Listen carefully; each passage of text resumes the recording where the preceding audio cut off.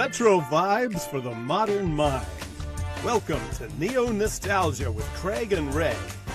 Your hosts talk pop culture from the 40s to the 90s. Tune in, have fun, and heck, you might even learn something. Well, let's not get crazy. Take it away, Craig and Ray. Hey, welcome to NeoNostalgia Podcast. I'm Craig D'Onofrio. Who are you? Ray Keating. How are you doing, Craig? I'm tired. Yeah, you said before the show you felt like a zombie, so we decided that we'll have face to it, I'm pooped. We'll have to cover zombie movies at some point in a future episode. But in the meantime, we're talking movies. What movie was that just from? Let's face it, I'm pooped. I don't know. What is it from? Blazing Saddles. Oh, shame on me. Yeah, that's you a big known that one. Well, we're doing Neo-Nostalgia. And as we said before, neo means new, and nostalgia is talking about our affection for the past. And we're talking pop culture from the 40s to the 90s, right? Movies, television, radio, advertising. What else? Food, home life, novels. So we're going to cover it all. We've been covering a lot so far. In fact, so we're going to talk movies. So far we've gone back, 60 years to 1966 to talk about life-changing television shows for the both of us. Then we've also gone back 50 years to talk about top 10 songs, right? From 70, what are we talking about? 1976. 76, that's right, 50 years ago. I can do math. I'm an economist. So now we're going to go back 80 years. And we're going to talk about our top movies of 1946. 1946. Right. So what were people going to see at the movie theater after World War II came to an end? And they weren't necessarily going to see what we're going to recommend because these are just our favorites. But all of these, I would imagine, are notable at the time and now. Yes. So you want to start with yours first? Sure. Ready? Let's just dive in. I could do that. My number 5. I wish we had a drum roll here. I'm going to have to load some sounds into the soundboard here. So that's a crazy idea. We could actually put in sound effects. Wow. Do we have the budget for that? Do we have the budget for that? I think we do have the budget. Let's see. Here we go. Huh? Nice. All right. My number 5 for Neo-Nostalgia 1946 movies is 2 Years Before the Mast. Okay, you got me on this. You have me on this. I've never seen this movie, so lay it on me. It's loosely adapted from Richard Henry Dana Jr., his book from 1840 of the same name. Like I said, loosely affiliated. Dana actually was a Harvard student, Harvard. I think he went there with Thurston Howell III. Wow. And he had gotten, I think it was the measles. And it had affected his vision. He was having a hard time reading, and he was having all sorts of health problems. So he did what any young man would do in that situation. He signed on to a ship and decided that he was going to go cruise the world as a deckhand, basically, on a ship. And he was basically going to document what conditions were like on a ship. So he wrote this best-selling travelogue, I guess you could say, of the hardships of a sailor and so forth and so on. And he sailed from Boston, went all the way down around the tip and back up to California, Mexico, and all that area. Wow.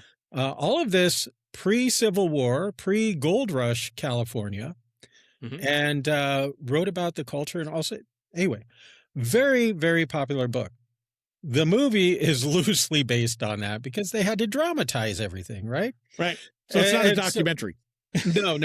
But it stars Charles Ladd. Who's that? Alan Ladd.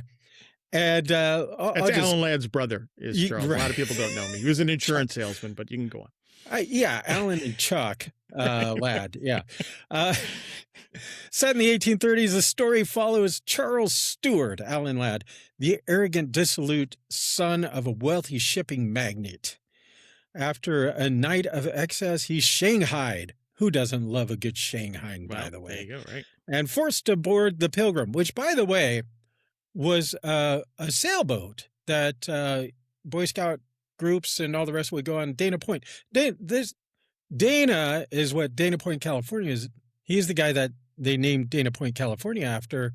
And I grew up down there in the summers every Wow. summer we had a house down in Dana Point. And so this is all near and dear to me. Big statue of Dana and all the rest. But the Pilgrim is the ship that he was on.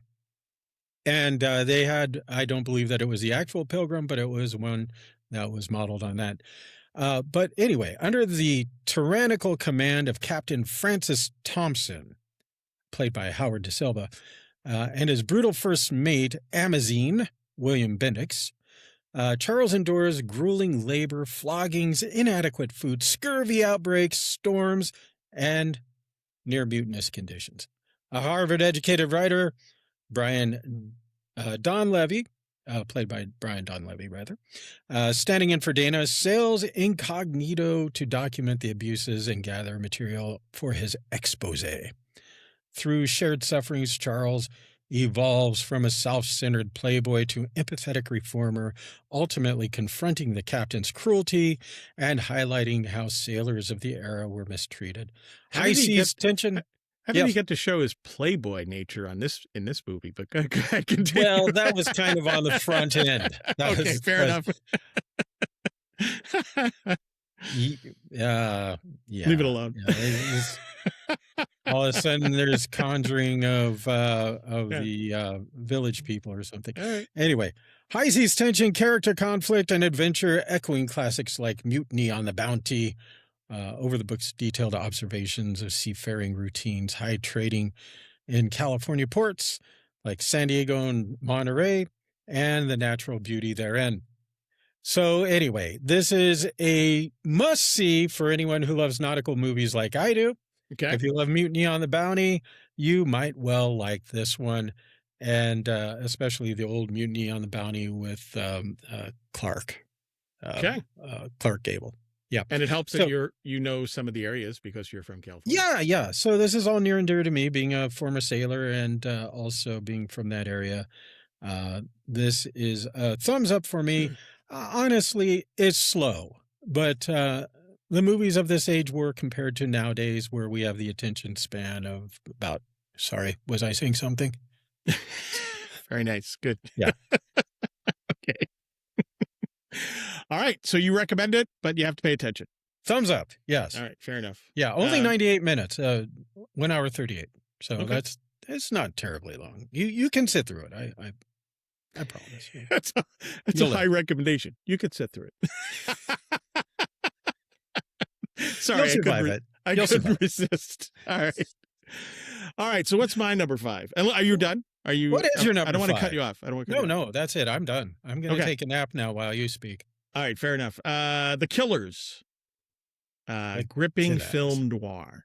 Burt Lancaster is the main character. Pete Lund, or also called the Swede, who's a boxer.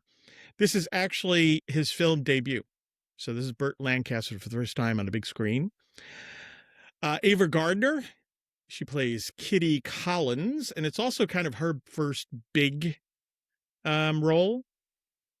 Edmund O'Brien plays the character that drives the story, Jim Riordan, and he's an insurance investigator trying to figure out the death and then some missing money.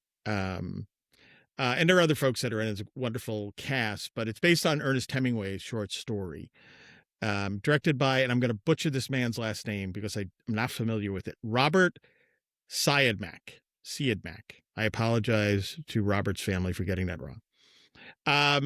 So it starts off, there's this 20-minute opening, which is fascinating, which is our 2 killers show up in this town looking for Lancaster's character. They're going to kill him. We don't know why. We just know he's going to, the 2 of them are going to kill him. And by the way, one of the killers, I was looking, is William Conrad. So I don't know if you remember William Conrad. He played like Cannon in the 1970s, a detective show. So he's one of the killers, which I thought was I always get distracted that way with old movies. I'm like, hey, that's that guy from whatever television show. So anyway, they track down Lancaster's character, the Swede, and somebody tries to warn him. He's fatalistic about it. He's like, not going to run. They're just going to kill me. And they do.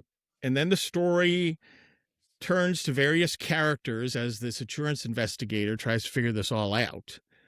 And they tell the story, and we get flashbacks. So it's actually very interestingly done. It is a very dark story, obviously, with film noir, on why the Swede was murdered and where there's $250,000 missing. So that's a big part of the story. Ava Gardner is fantastic. She plays this is one of the earliest post-World War II film noirs. And she plays, I would say, the ultimate femme fatale in this. She is selfish, she's self-centered, she's all, but to the very end, and I don't want to spoil the ending, but she's just that way to the very end of the movie, which is fantastic. It's just a pull you in film noir where you're trying to figure everything out and who's done what and who turned on who, and it's just wildly entertaining from that standpoint. So I love it. Big thumbs up from me. Now I'm going to take an opportunity here to talk about another edition or another rendition or another Killers that was made. The Killers was also made in 1964. So I'm going to touch on this real quick because there are a couple of things that are interesting. It's not as good as the 46, but it's still very, very good.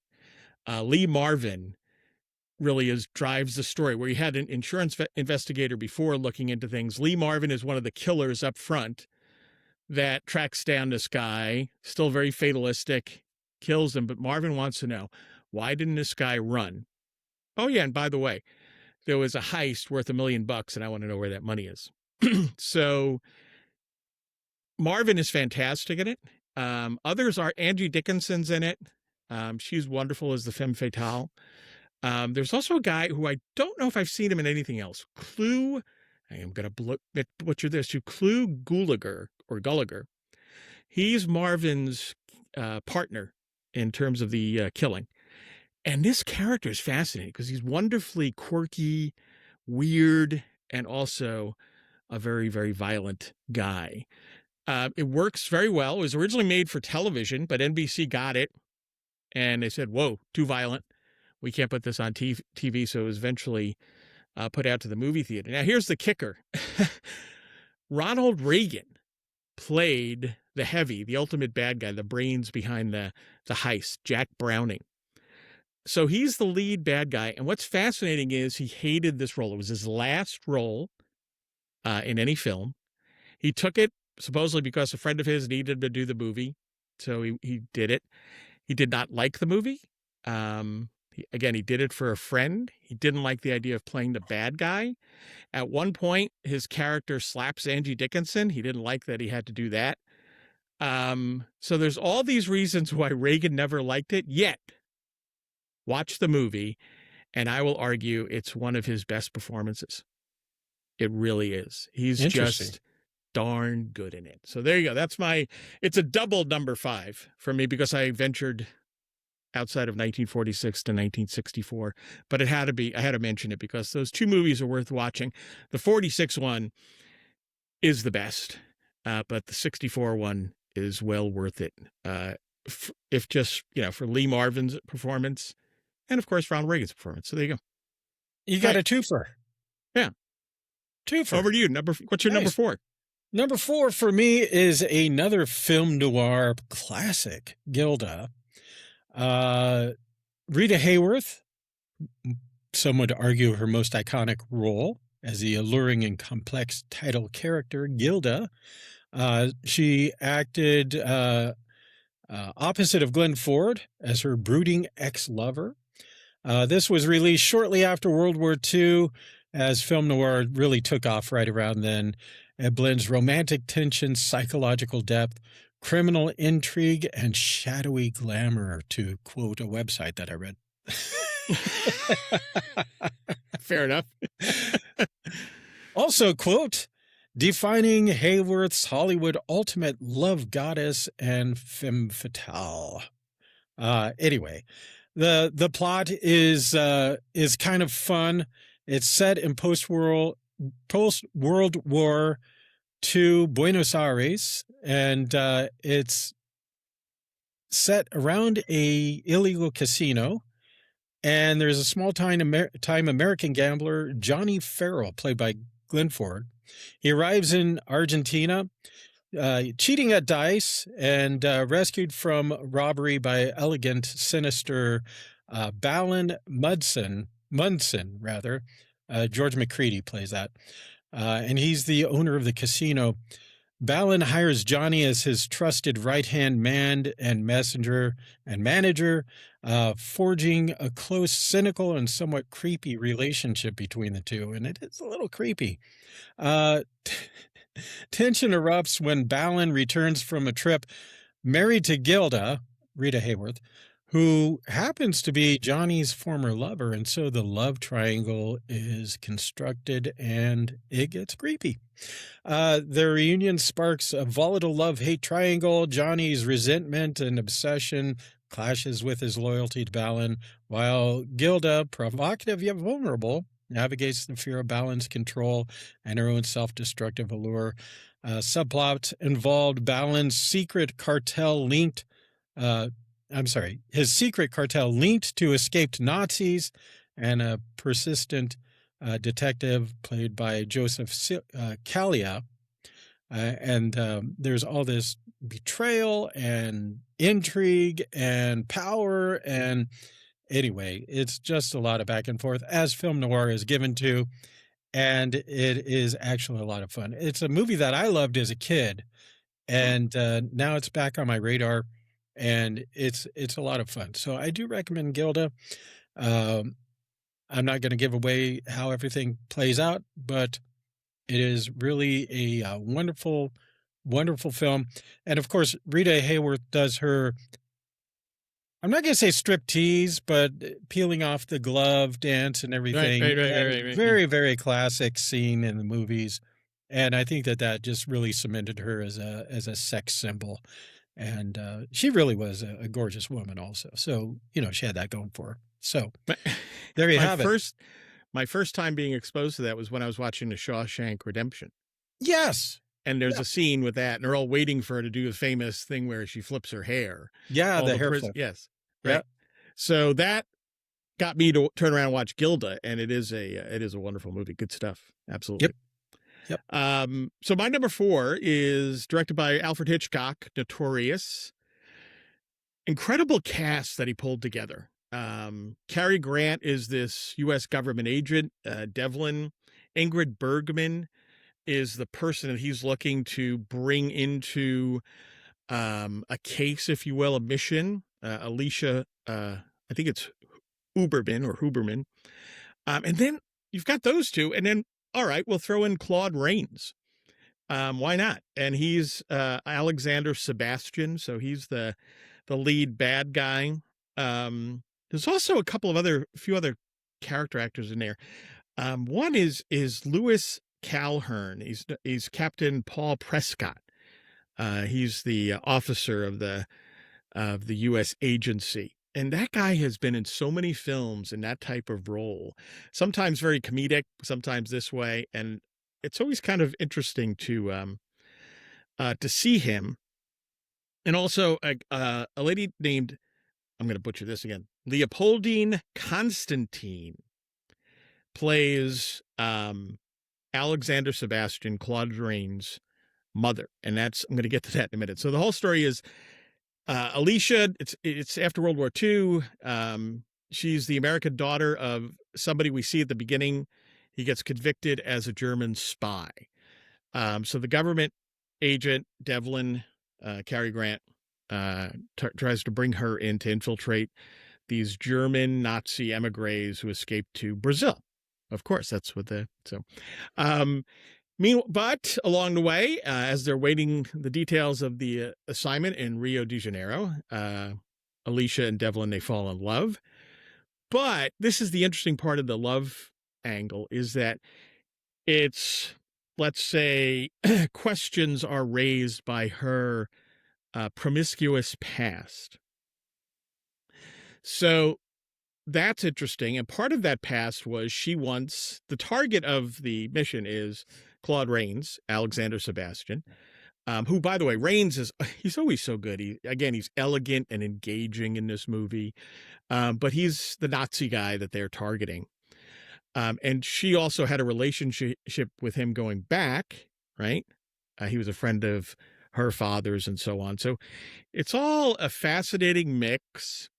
Grant, quite frankly, I thought this is an interesting. Every once in a while, you see Cary Grant kind of do a little something different.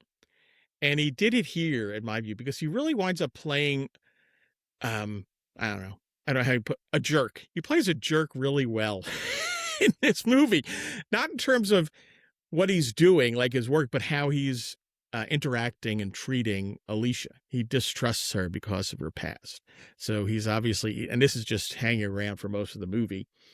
And then, so Alicia agrees to do this mission, and without getting into too much, she goes so far as to agreeing to marry the Claude Rains character. So she marries the Nazi to see, to make sure that she can achieve this mission. So it's fascinating how far that character goes. But ultimately she's looking for trust and love from Devlin. So it's very interesting in terms of the exchanges. And I don't want to, the other part that made me laugh, I'll just leave it there because it's just the relationship, the mission, the ending, by the way. No way am I going to spoil it, but it is, I would argue, a perfect ending to this movie in terms of how it's resolved. But there's another part that I have to mention real quick. So Alexander Sebastian, the Nazi guy, has an overbearing mother in this movie. And it's just kind of fascinating. Every Nazi has an overbearing mother. Had an overbearing. So yeah. It's fascinating to see this character who's at the center and, commanding this effort to find uranium. That's what they're after in Brazil.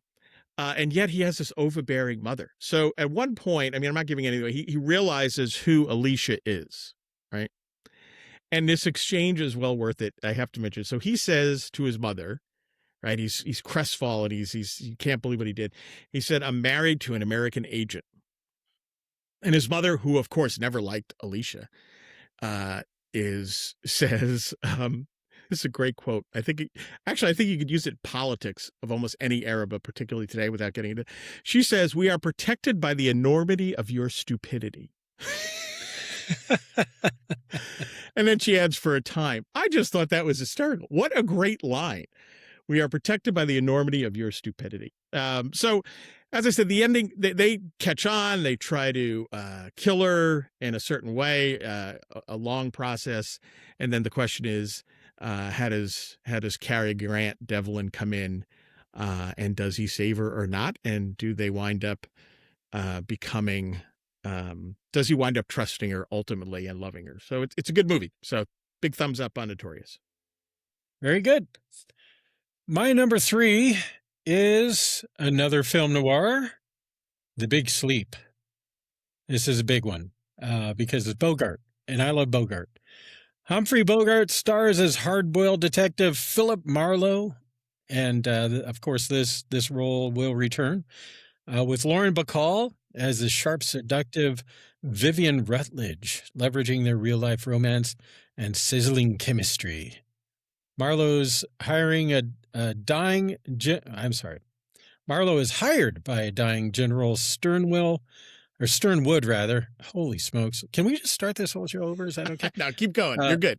Power through, my friend. Played by Charles Waldron to quash blackmail against his daughter, Carmen, played by Martha Vickers, tied to debts with rare bookseller Arthur Geiger. Now, there's a theme that you don't see too often is booksellers as bad guys. Yeah, it's true. The evil librarian kind of thing. The investigation unravels into murder, pornography rings, gambling syndicates, and gangsters like Eddie Mars, played by John Ridgely. Yeah, there's a lot going on in this movie, right? Yep. Yes. Yeah. Well, and one of the fun things about this movie is no one knew who was killing who as far as the actors went, including the director and the producer. They weren't even really sure most of the time. And yet they pulled it off. They did. Marlowe discovers Geiger's dead dead body rather. Carmen is drugged at the scene and missing. Anyway, it's just this weird thing going on here. Vivian, the general's poised older daughter, enters suspiciously, but allies with Marlowe amid deception and danger. And she keeps flipping back and forth. You're not sure exactly whose side she's on, except her own. And of course, apparently her sister's, but we're not even really sure about that. And anyway, there's loyalty tests, and they are painted into a corner, as my wife loves it when I say so-and-so is in a pickle, and they were really in a pickle. But Philip Marlowe, Bogey, manages to figure out the double cross in the end, and all is well that ends well. And Bogey and Bacall ride off for yet another adventure as Philip Marlowe and his love interest. And 1 hour, 116 minutes. I'm sorry, 114 minutes. And that flies by because it's just a wonderful movie. It really is. Yep. My number 3 Excuse me. Yep. Is My Darling Clementine, directed by the great John Ford. Henry Fonda's Wyatt Earp is a whole, and there are many excellent performances in this movie, but I'll highlight Henry Fonda and Victor Mature, who's Doc Holliday. The other thing that I'll note is that Ward Bond is in this movie as Morgan Earp, and Ward Bond always shows up in John Ford movies, which is great. He had his cast that he kept employed, which is fantastic. So a lot of people call this John Ford's masterpiece. Others will say downright it's the best Western ever made. Which, okay, that's worthy of a podcast debate. Let's put it that way. That's high praise. High praise and indeed. It's about the OK Corral, right? Tombstone, Arizona, the gunfight of the OK Corral. Fonda is just wonderfully understated in this performance. It's just ideal. It fits for a Western. It fits for this character. I love the interactions between Wyatt Earp and Doc Holliday in this movie. I would argue that those could be the highlights from their first meeting, where they just have this, they don't trust each other. They're filling each other out, trying to figure it out, who they are. And there's just some powerful, plain Western dialogue in that scene. And it's just wonderful. And so much of it is that type of a movie, but listen, you can't say he set the standard, right? He created the tropes, however you want to put it, Ford did, right? So he's the guy who did this stuff. So their first meeting is wonderful. There's also, I have to say, there's a delightful scene in this movie where a traveling actor, is performing Shakespeare for the Clanton Gang. And of course, the Clanton Gang, who the bad guys in this, right? They don't really, they're getting tired of it. And, and then Wyatt Earp and Doc Holliday show up to kind of save the actor. But there's also this, you start to understand, who is this Doc Holliday? Because all of a sudden he's reciting the Shakespeare, and he's appreciating it.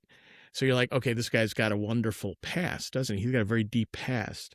So it's kind of the first, I find it amusing that really the first major conflict, in terms of some action, in terms of Wyatt Earp hitting somebody over the head with a gun and then shooting somebody else, is over Shakespeare, which is kind of awesome.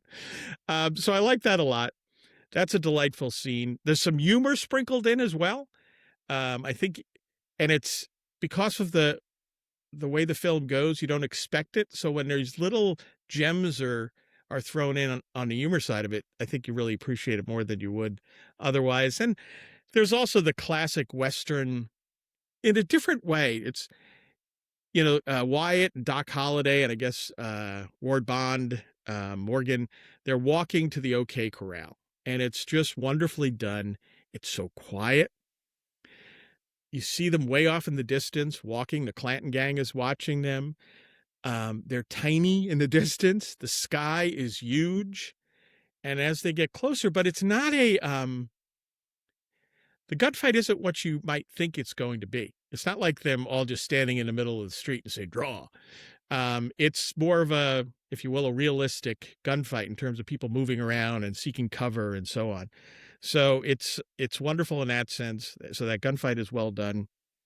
And I'll say this without giving away the ending. Well, I can give away a little bit of it. It's not like, it's an 80-year-old movie. So, but Wyatt Earp, it's a classic, he has to take his two dead brothers, right, back to his father. Him and his brother, Morgan, have to do that. There's Clementine, who was Doc Holliday's former girlfriend, former love interest, who's now, Wyatt Earp is interested in her. And by the way, you just see the cowboy in him and the marshal and where he's from, because he just doesn't really know what to do, and it's portrayed that way on purpose. And she's delightful. Who's the actress that plays Clementine? Kathy Downs. She's delightful in it. But as he goes to leave, she's standing there, and it's kind of this classic scene of him heading off into the distance. And he leaves it at, he's leaving, but he says, well, you know what? I might be back this way again sometime. So it's a very Western ending in that sense, right? Leaving it open. So one of my favorite Westerns of all time.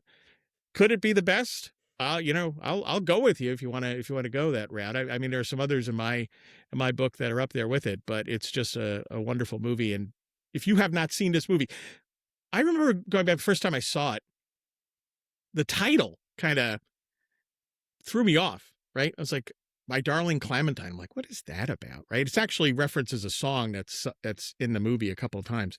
And obviously Clementine, the character. But it just did one of those things where the title didn't work for me. And then finally I sat down and watched the movie, and I was like, well, here's a guy that perhaps you shouldn't judge a movie by its title, because this is a great movie. So there you go. Very good. Did you ever see the movie Open Range, Kevin Costner? Yes, with Robert Duvall. Yep, yeah.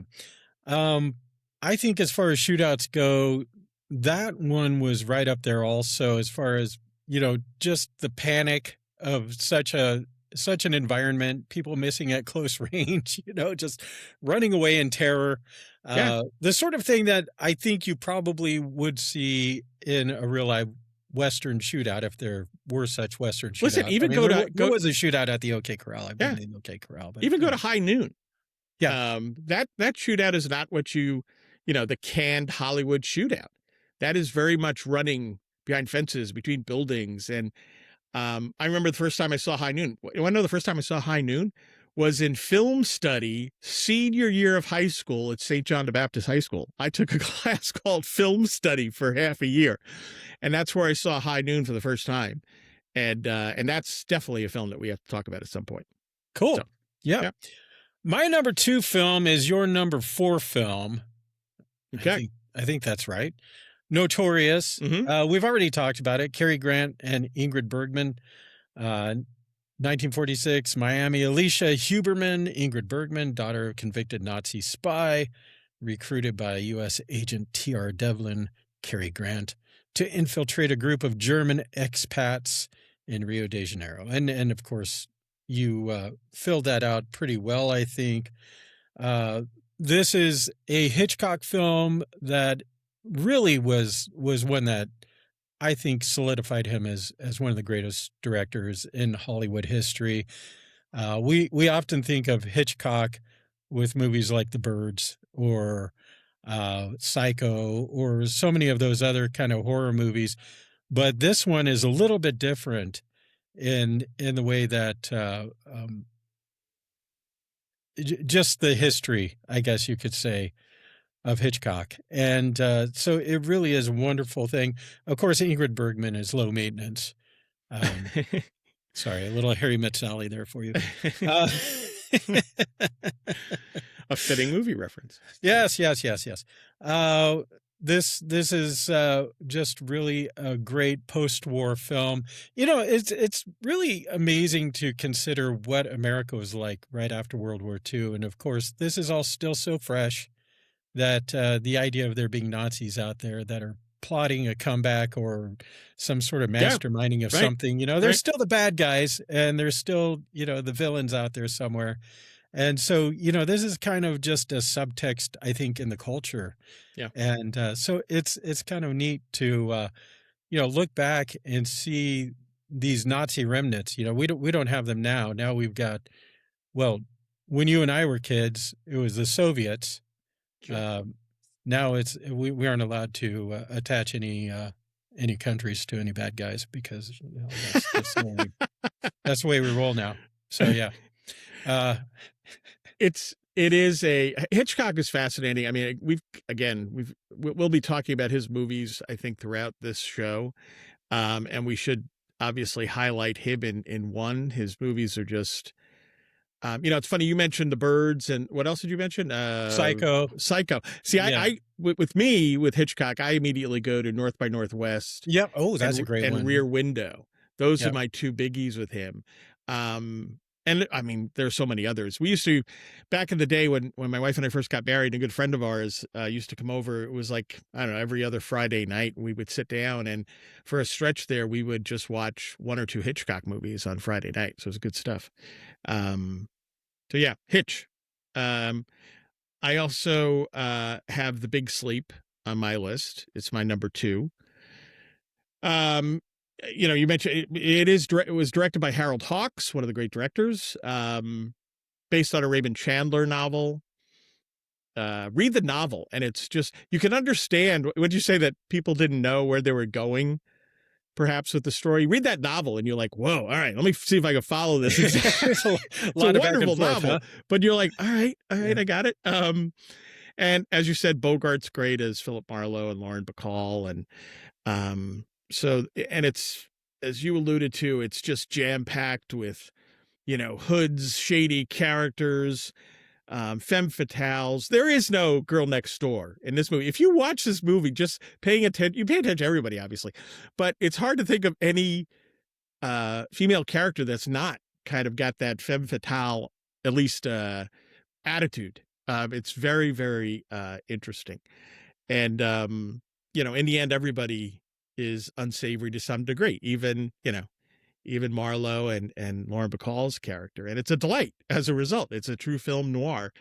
And I will mention one thing. There's a scene, and I'm not alone in pointing this out, but when you talk about evil bookstore owner, so he's in that bookstore, and then he goes across the street to, I believe it's the Acme bookstore. Yes. And it starts raining, and he gets inside, and it's raining really hard, and so on and so on. And the character there who's running the bookstore, the actress is Dorothy Malone.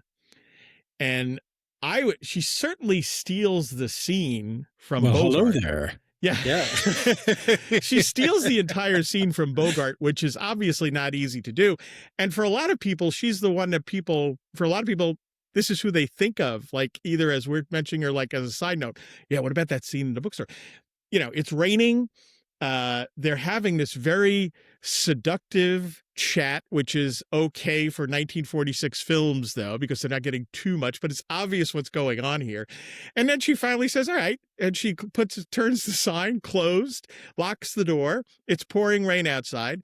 She goes over and I think grabs some whiskey or some rye or something like that. Oh, he's got a bottle of rye in his pocket. Oh, is that what it is? Yeah. And then, and then off it goes. And all of a sudden, it's like, the camera leaves for a while, and then it comes back like an hour later. And you're like, all right, there you go. Well, he makes a comment about her wearing glasses, and so she takes off her readers and then lets her hair down, and it's like, hello, doll. Yeah. It's like one of those things. And he even gives her a hello there. It's like, wow. It is. She is a scene stealer. I mean, that is, she owns that. And that's just a wonderful, wonderful scene. And it's one of those things that in the midst of everything going on and all the great performances and the wild story and so on and so on, that scene still stands out for me. And I think it probably stands out for a lot of people. So, yeah, no, absolutely. And, it's funny, as I was doing a little reading on the background on these films and everything, that was one of the things that popped up in a couple of different things, was the girl at the Acme bookstore. And it's funny, before you even started reading that, I just wrote on my pad here, girl at Acme bookstore shares rye. There you go. See? My number one. All right, lay it on me. And I got to say, this is because I know what your number one is, and I just didn't want to duplicate it. So thank you. I'm letting you have your number one. But my number one was your number, I can't remember. My Darling Clementine. Okay, my number three. I love Westerns. I love Tombstone, one of the greatest movies of all time from the 1990s. And a lot of parallels.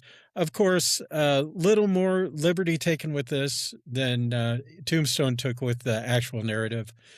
Tombstone was a little more close to the whole Clampetts and Wyatt Earp and his family and everything else. The Clampetts. You said the Clampetts. It's Clampetts, not the Beverly Hillbillies. Yeah, Jed and Wyatt were really at each other. People didn't know this. Never let it be said that I'll let that go. I'll let you go. Granny took out Doc Holliday, and that was the end of it. But there you go. Until she took out Doc Holliday. No, thank you. Yeah. It's been a long day, my friend.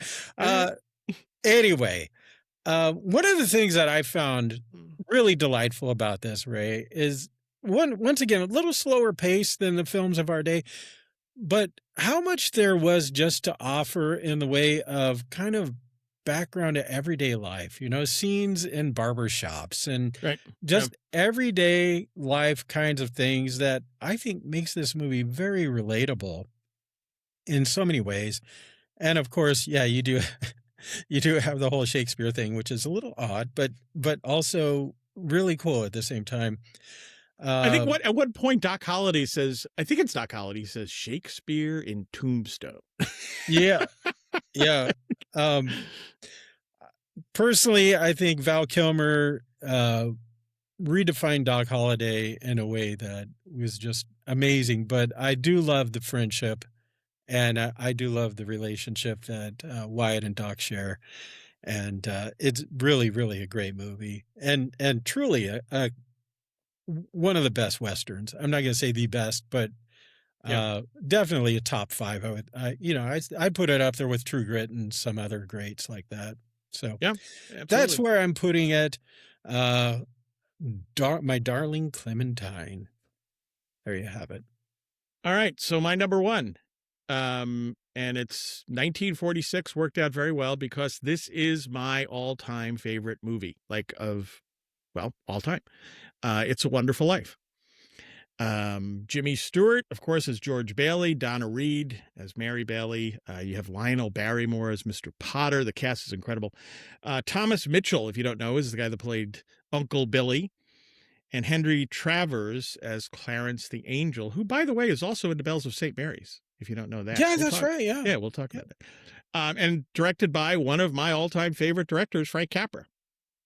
So I want to tell you a quick story about the first time I saw this movie, this was, probably late teens.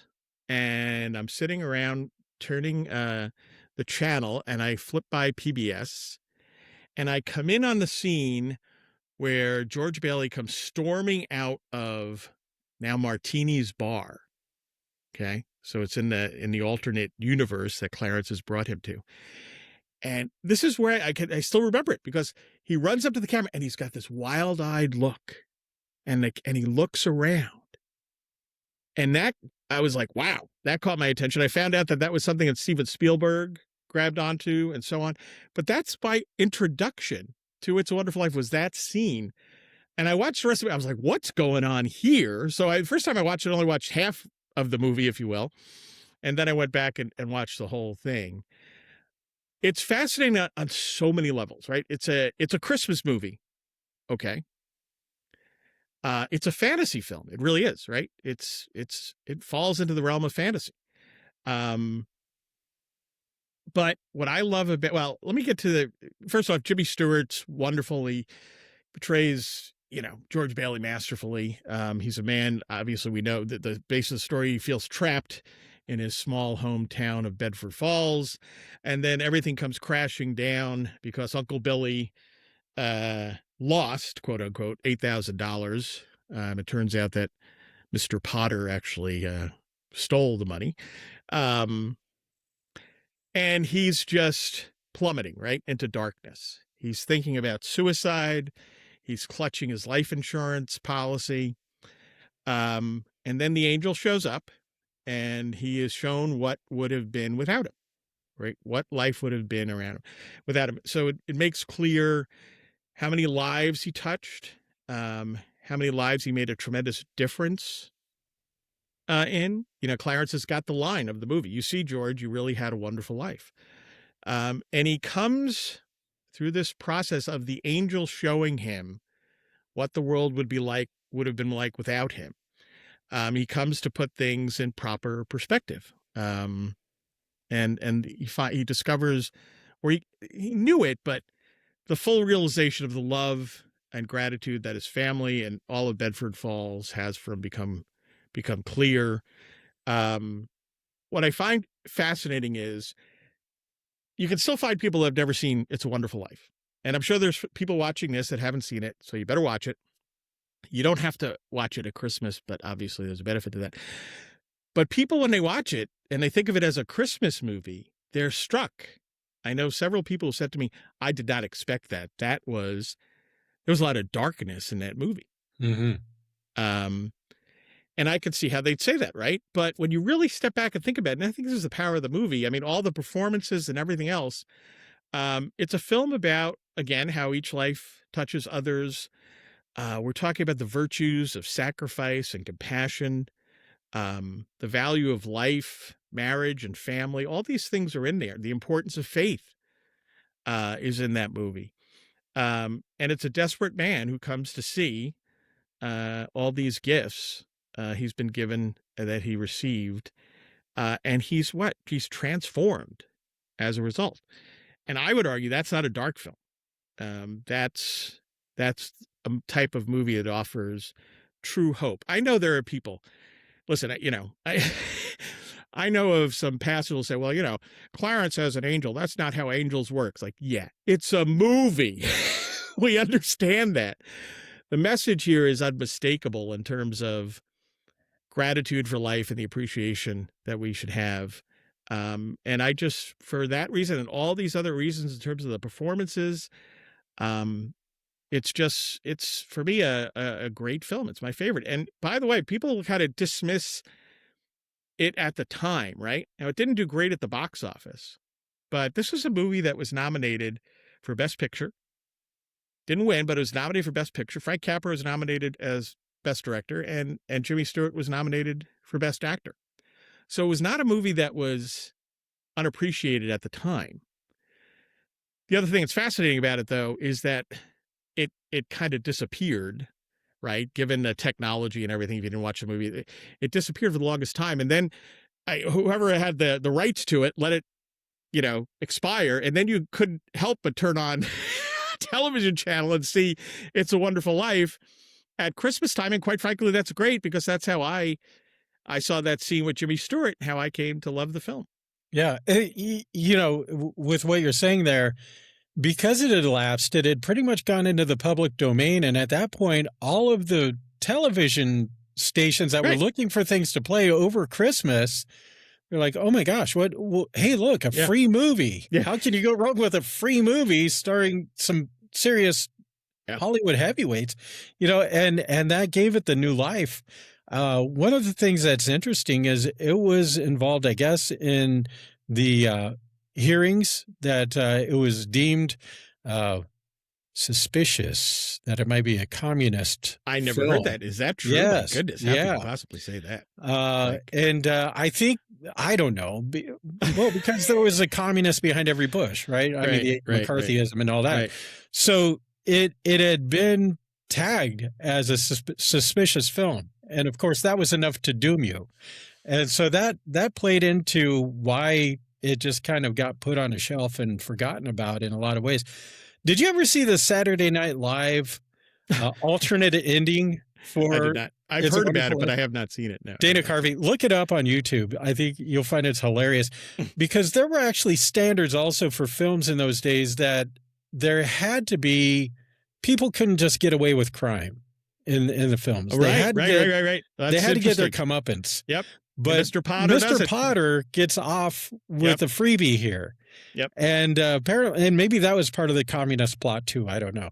But talking about that real quick. I mean, I mentioned these other people, and we focus on Jimmy Stewart rightfully, but Lionel Barrymore is fantastic in that role.